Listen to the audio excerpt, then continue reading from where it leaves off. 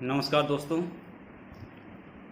मैं अपना टॉपिक शुरू करने से पहले कुछ बातें कर लेता हूँ आपसे। आप जब घर से निकलते हो, चाहे किसी शादी के लिए जा रहे हो, किसी जलसे के लिए जा रहे हो, कॉलेज के लिए जा रहे हो, तो सबसे पहले क्या करते हो? निश्चित रूप से नहा धो करके अच्छे कपड़े पहनते होंगे, सेंट क्रीम वगैरह लगाते होंगे, अच्छे जूते और पॉलिश करके फिर घर से निकलते होंगे। ऐसा क्यों करते हो? जैसे आप घर में हो वैसे के वैसे वहाँ भी जा सकते हो, कोई आपको रोकने वाला नहीं, टोकने वाला नहीं। जहाँ तक मैं समझता हूँ आप ये इसलिए करते हो कि आप अच्छे लगे। और जब आप अच्छे साफ सुथरे कपड़े पहन करके, अच्छे जूते मोजे पहन करके अच्छी बाइक पर निकलते हो तो आपका कॉन्फिडेंस डेवलप होता है। जब लोग आपको देखते हैं तो आपकी तारीफ़ करते हैं। सही कह रहा हूँ? आज हम उसी संदर्भ में बात करते हैं। साहित्य के विद्यार्थियों को साहित्यिक चीज़ों के बारे में जानकारी तो होनी भी चाहिए, उसके साथ साथ साहित्य के अंदर जो चीज़ें मौजूद हैं उनको किस तरह संजोया जाता है और उनको संजो करके कैसे खूबसूरत बनाया जाता है, इसकी जानकारी भी निश्चित रूप से होनी चाहिए। आज हम बात करेंगे अलंकार के बारे में। मैंने आपको पहले बताया कि आप जिस तरह कपड़े पहन के जाते हो, सज धज के जाते हो, वो आपकी शोभा बढ़ाते हैं। ऐसे ही काव्य के अंदर भी एक रूप होता है और वह रूप है अलंकार का। अलंकार कहते किसको है? संस्कृत भाषा में अलंकार के लिए कहा गया है, काव्य शोभाकरान धर्मान अलंकार पच्यते। आचार्य दंडी का श्लोक है। इसका तात्पर्य है कि वे शब्द जिसके आगमन से काव्य की शोभा बढ़ जाती है, और जो काव्य की शोभा बढ़ाने वाले जो शब्द हैं उसे अलंकार कहते हैं। अलंकार शब्द दो शब्दों से मिलकर के बना है, अलम प्लस कार। अलम का अर्थ है भूषण या आभूषण। इस प्रकार से कहा जा सकता है कि काव्य रूपी काया की शोभा बढ़ाने के लिए जिन अवयवों का प्रयोग किया जाता है उन अवयवों को अलंकार कहते हैं। इसको मानवीय जीवन के आधार पर समझने की कोशिश करते हैं। जिस प्रकार कोई महिला अपने आप को सुंदर दिखाने के लिए खूबसूरत कपड़े पहनती है, गहने पहनती है, अपनी साज सज्जा करती है, उन साज सज्जा करने वाले पदार्थों के प्रत्येक तत्व को ही अलंकार कहते हैं।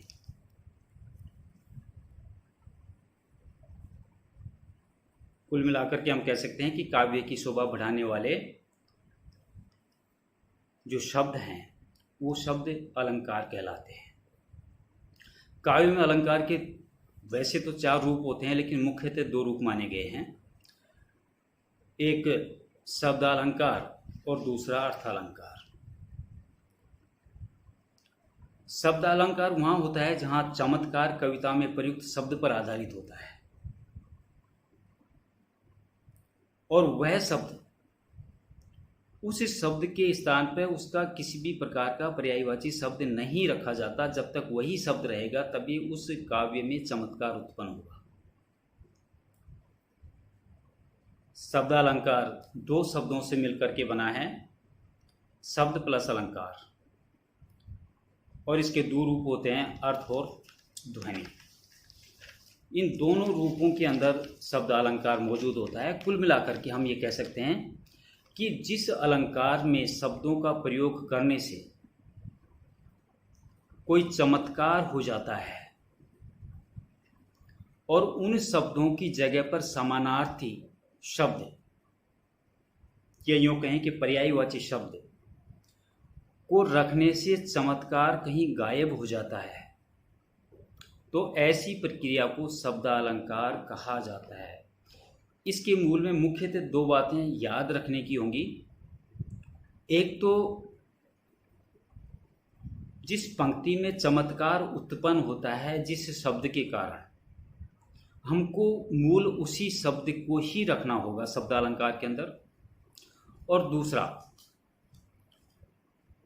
उसके अलावा अगर किसी शब्द का हम पर्यायवाची शब्द रखना चाहें या समानार्थी कोई शब्द रखना चाहे, तो वह शब्द उस पंक्ति के चमत्कार को खो देगा। इसलिए उस मूल शब्द को ही रहने से शब्दालंकार आ सकता है। इसके अतिरिक्त कोई दूसरा उसमें शामिल नहीं हो सकता।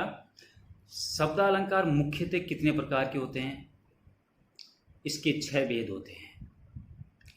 अनुप्रास अलंकार, यमक अलंकार, पुनरुक्ति प्रकाश अलंकार, विवक्षा अलंकार, वक्रोक्ति अलंकार और श्लेष अलंकार। अब हम एक एक अलंकार के बारे में चर्चा करते हैं, उसके बारे में कुछ बातें करते हैं। अनुप्रास अलंकार। अनुप्रास जैसे कि शब्द से ही प्रतीत होता है कि दो शब्दों से मिलकर के बना है, अनु प्लस प्रास, जिसमें अनु का अर्थ है बार बार और प्रास का अर्थ है वर्ण।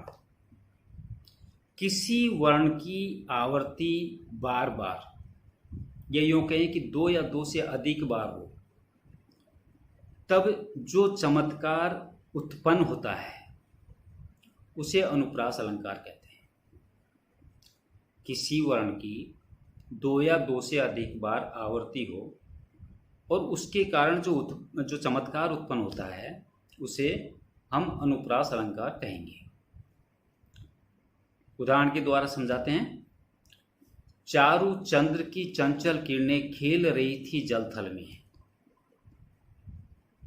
दोबारा दोहराता हूं। चारु चंद्र की चंचल किरणें खेल रही थी जलथल में।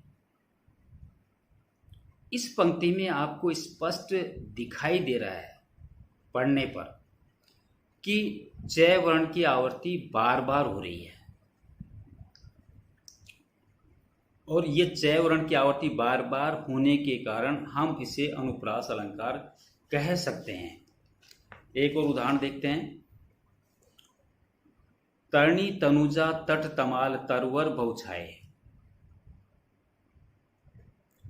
इस काव्य पंक्ति में तय वर्ण की आवर्ती 5 बार हुई है। तो ऐसा नहीं है कि किसी वर्ण की आवर्ती 5 बार हो, 2 या 2 से अधिक बार भी हो सकती है, 5 बार भी हो सकती है, 6 बार भी हो सकती है, 8 बार भी हो सकती है। तो कुल मिलाकर के अनुप्रास अलंकार को हम ये कह सकते हैं कि किसी वर्ण की आवर्ती 2 या 2 से अधिक बार हो और उससे उस उक्ति में चमत्कार उत्पन्न हो, निश्चित रूप से अलंकार अनुप्रास अलंकार हम उसे कहेंगे। अब अनुप्रास अलंकार के भी 5 भेद हैं। छेकानुप्रास, वृत्यानुप्रास, लाटानुप्रास, अंत्यानुप्रास और श्रुत्यानुप्रास। छेकानुप्रास अलंकार क्या होगा? ये 5 अनुप्रास अलंकार के ही रूप हैं, जिसमें थोड़े थोड़े से अंतर आपको दिखाई देंगे। छेकानुप्रास अलंकार, जहां वाक्य में एक या एक से अधिक बार वर्णों की आवर्ती एक बार ही होती है।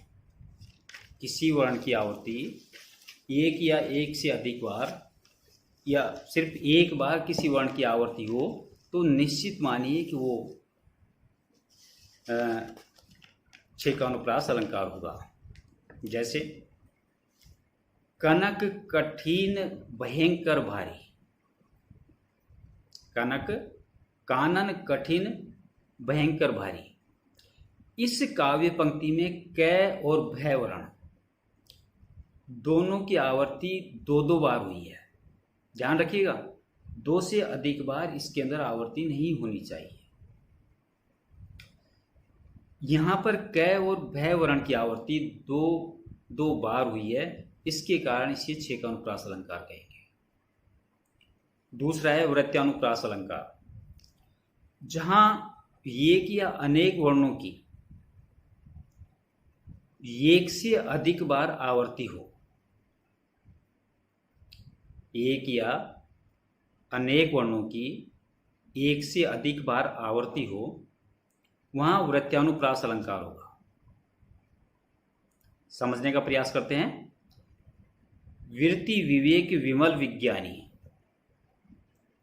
विरति विवेक विमल विज्ञानी, इस काव्य पंक्ति में वह वर्ण की आवर्ती बार बार हो रही है, या यूं कहें कि अनेक बार हो रही है।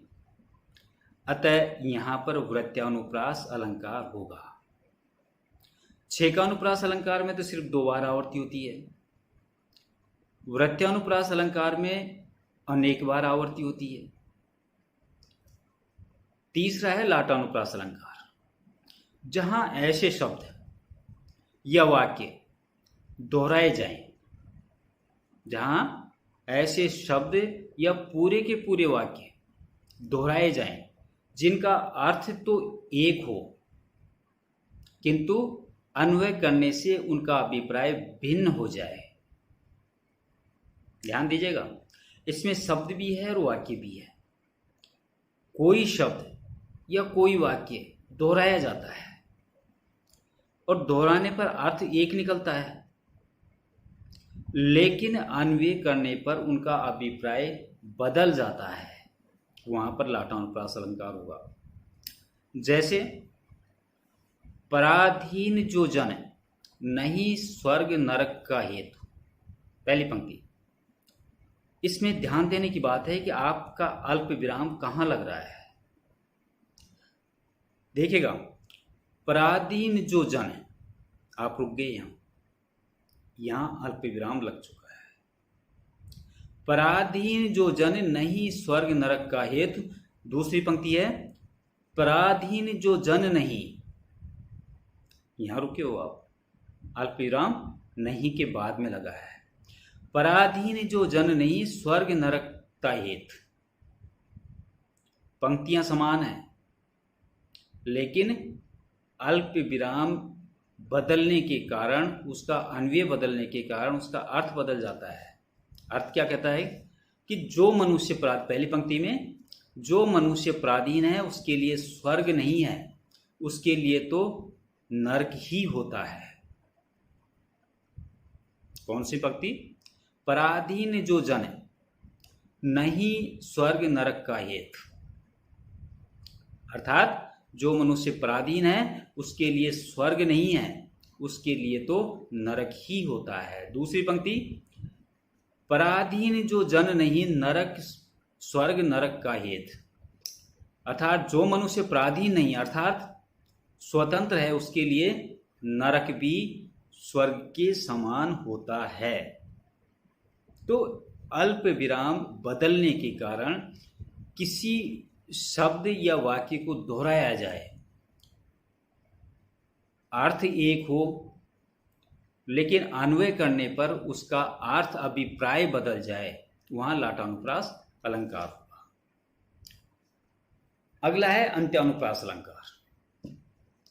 अंत्यानुप्रास अलंकार में छंद के चरणों के अंत में जहां एक समान वर्णों, छंद के चरणों के अंत में जहां एक समान वर्णों का प्रयोग हो, वहां अंत्यानुप्रास अलंकार होगा। कैसे? काली काली अलकों में, पहली पंक्ति है काली काली अलकों में अलस मद नत पलकों में, दूसरी पंक्ति अलस मद नत पलकों में। अब इसमें देखिएगा, उपयुक्त काव्य पंक्तियों में अंतिम वर्ण में, दोनों पंक्तियों में आ रहा है।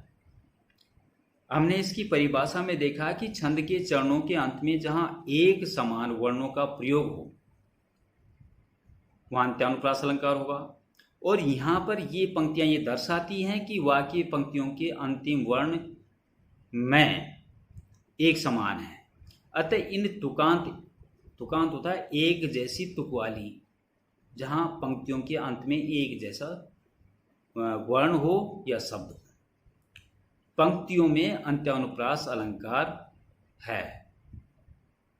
दोनों पंक्तियों में समान वर्ण या शब्द होने के कारण ये अंत्यानुप्रास अलंकार कहलाएगा। अंतिम अनुप्रास अलंकार का भेद है श्रुत्यानुप्रास, जहां कंठ, तालु आदि एक ही स्थान से उच्चारित वर्णों की आवर्ती हो, वहां श्रुत्यानुप्रास अलंकार होगा। उदाहरण के द्वारा समझते हैं कि राम कृपा बहु निशा सिरानी, जागे फिर न ढसे हो। दोहराता हूं, राम कृपा बहु निशा सिरानी, आगे फिर न ढसे हो।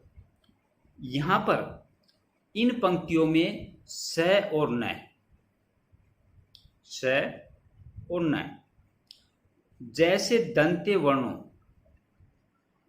अर्थात जिह्वा द्वारा दंत पंक्ति के स्पर्श से उच्चारित वर्ण की आवर्ती के कारण श्रुत्यानुप्रास अलंकार है।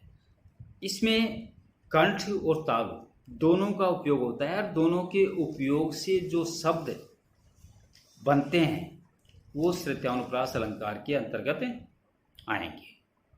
तो ये मैंने आपको बताया अलंकार किसे कहते हैं, और अलंकार का जो पहला भेद है 6 में से शब्दान का अलंकार, उनका जो पहला भेद है अनुप्रास अलंकार। अगले एपिसोड में हम इसके दूसरे और अन्य भेदों की चर्चा करते हैं। नमस्कार, बाय।